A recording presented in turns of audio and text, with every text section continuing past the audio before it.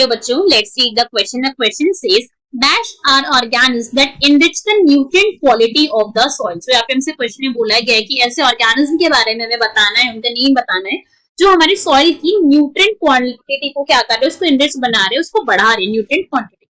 सो हमारे question start करते हैं. सबसे पहले हम क्वेश्चन को सॉल्व करने का की कॉन्सेप्ट देखेंगे.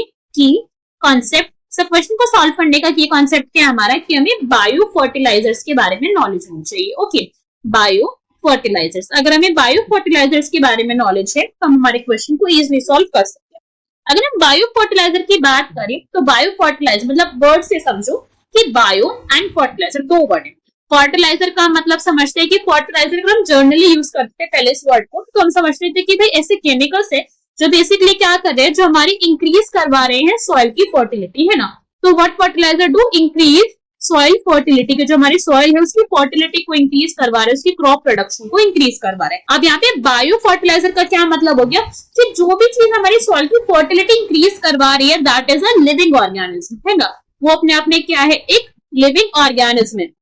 सो हम इन शॉर्ट क्या बोल सकते हैं that biofertilizer are those living organisms which are actually causing increase of soil fertility, कि हमारी सॉइल की फर्टिलिटी को इंक्रीज करवा रहे हैं. अब ये जो हमारे बायो फर्टिलाइजर्स होते हैं ये मेजरली, अगर इसको बोले मेजरली, दीज आर साइनोबैक्टीरिया. क्या होते हैं ये? साइनोबैक्टीरिया होते हैं. ऐसा नेसेसरी नहीं है कि बस साइनोबैक्टीरिया ही होंगे, ऐसा कहीं नेसेसरी नहीं है, मगर मेजॉरिटी ऑफ द टाइम ये साइनोबैक्टीरिया होते हैं. काफी सारे डिफरेंट टाइप के साइनोबैक्टीरिया है जिनका मेजर रोल क्या होता है कि सॉइल की न्यूट्रिएंट क्वांटिटी को बढ़ाते हैं. कैसे? By nitrogen fixation. ठीक है, क्या करते हैं ये सॉइल के अंदर हमारी नाइट्रोजन फिक्सेशन करवा देता है प्लांट की रूट के पास, जिससे जो प्लांट की हमारी न्यूट्रिएंट क्वांटिटी है जो सॉइल की वो बढ़ जाती है. अगर कुछ एग्जांपल की बात करें ऐसे साइनोबैक्टीरिया की जो बहुत ज्यादा अच्छे से इन्वॉल्व है, जो इस प्रोसेस में देखने को मिलेंगे, राइजोबियम हम यहाँ पे देख सकते हैं सिम्बायोटिक एसोसिएशन में प्रेजेंट होता है ये हमारे लेग्यूमिनस प्लांट के साथ. कुछ हमारे ऐसे ऑर्गेनिज्म जो फ्रीली भी प्रेजेंट है, अगर उसकी हम बात करें दैट इज अजोटोबैक्टर.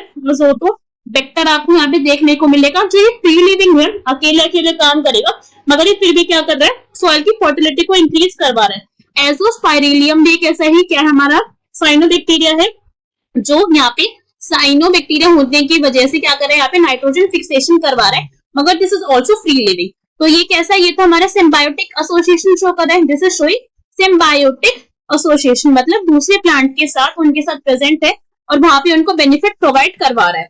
बाकी जो हमारे अजोटोबैक्टर है और जो अजोरोस्पाइरेलियम है ये कैसे, these two are free living है, मगर फिर भी प्लांट को अल्टीमेटली बेनिफिट प्रोवाइड करवा रहे हैं.